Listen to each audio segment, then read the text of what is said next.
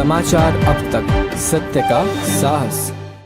कांग्रेस नेता नाना पटोले ने राज्य चुनाव आयुक्त के खिलाफ महाभियोग की जोरदार मांग कर राजनीतिक अपमान बढ़ा दिया है। पटोले ने दावा किया है कि जब मुख्यमंत्री देवेंद्र फडणवीस चुनाव प्रक्रिया पर सवाल उठा रहे हैं तो राज्यसभा के अनुच्छेद 243 के तहत महाभियोग लाया जाना चाहिए। उन्होंने आरोप लगाया है कि स्थानीय स्वराज्य संस्थाओं की चुनाव प्रक्रिया में भारी गड़बड़ी हुई है, जिससे मतदाताओं का विश्वास हिल गया है। पटोले ने कहा कि लोकशाही का गला घोटने का काम चुनाव आयोग कर रहा है, इसलिए विशेष अधिवेशन बुलाकर कार्रवाई जरूरी है।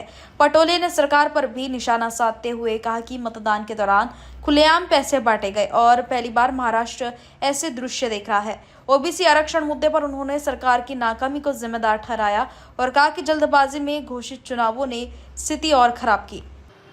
राज्याचे मुख्यमंत्री देवेंद्र फडणवीस म्हणाले की निवडणूक आयोगाच्या या प्रक्रिया मी पहिल्यांदाच पाहतोय, मला स्वतःला आश्चर्य झालेलं आहे। मग मुख्यमंत्री महोदय तुम्ही असं म्हणता आहे आर्टिकल 243 प्रमाणे मुख्य निवडणूक आयोगावर आपल्याला महाभियोग आणता येतं।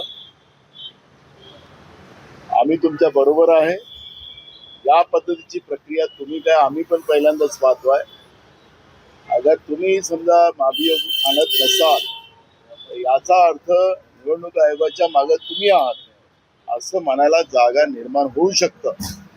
आणि म्हणून मी आपल्याला या निमित्तानं राज्यामध्ये स्थानिक स्वराज्य संस्थांच्या निवडणुकीमध्ये जो घोळ निर्माण झालेला आहे, उमेदवार आणि लोकांमध्ये जो मनस्ताप निर्माण करण्याचं काम निवडणूक आयोगाने केलेलं आहे, अशा निवडणूक आयोगावर महाभियोग आणून त्यांना त्याची उचलबांगणी केली पाहिजे आणि त्यांच्यावर कारवाई केली पाहिजे आणि आर्टिकल 243 प्रमाणे आपल्याला करता येईल। स्पेशल अधिवेशन बोलवावं, कारण की लोकशाहीमध्ये निवडणुका ह्या महत्त्वाच्या असतात आणि ज्या पद्धतीनं निवडणूक आयोगाची मनमानी, मग केंद्रीय असेल की राज्य असेल, हे निवडणूक आयोग ज्या पद्धतीनं मनमानी करतात, लोकशाहीचा दिवसाढवळ्या गळा घोटतात आहेत आणि लोकांमध्ये आता ज्या पद्धतीची मानसिकता निर्माण झालेली की लोकशाहीचाच निवडणूक आयोगाच्या माध्यमातून खून केला जातोय आणि म्हणून जनतेमध्ये त्याची चीड निर्माण झालेली आहे।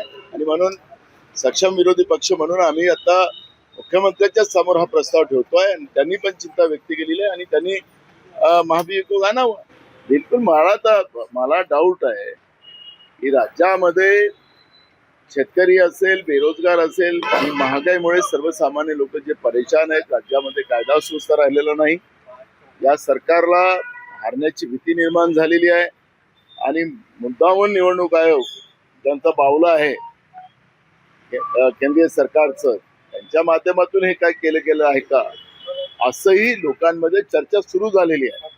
त्याच्यामुळे मुख्यमंत्र्यांनी चिंता व्यक्त केल्यामुळे आम्ही त्यांना या सगळ्या आर्टिकल 243 प्रमाणे आम्ही महाभियोग आणायसाठी सपोर्ट करायला आमची तयारी आहे। मी तुम्हाला सत्तेमध्ये बसलेल्या सगळ्यांच्या वतीनं ज्या पद्धतीनं बूथवर पैसे वाटून प्रशासन, पोलीस प्रशासन, महसूल प्रशासन डोळे उघडे करून पाहत होते, या पद्धतीची भयानक परिस्थिती, भयावह परिस्थिती, प्रशासनच घाबरत होतं, अशा पद्धतीची स्थिती निर्माण झालेली आहे। सत्तेचा माज या निवडणुकीमध्ये काल रात्री पण अनेक ठिकाणी याचे पैसे पकडले गेलेले आहेत।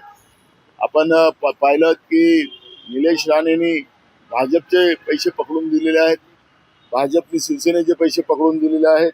अनेक जिल्ह्यामध्ये या पद्धतीची कारवाई झालेली आहे आणि बूथवर मतदानाच्या वेळेस सुद्धा पैसे वाटण्याचं काम या ठिकाणी झालेलं आहे। या पद्धतीचं शाहू फुले आंबेडकरांच्या महाराष्ट्रामध्ये कधी नव्हे, या पद्धतीचा खुलेआम मतदान विकत घेण्याचा जो प्रयत्न झालेला आहे, या महाराष्ट्राची माती करण्याचं आणि महाराष्ट्राला नामशेष करण्याचं काम महायुती करते आहे। अशा पद्धतीचं चित्र आजच्या नगरपालिका आणि नगरपंचायतच्या निवडणुकीत पाहायला मिळालं।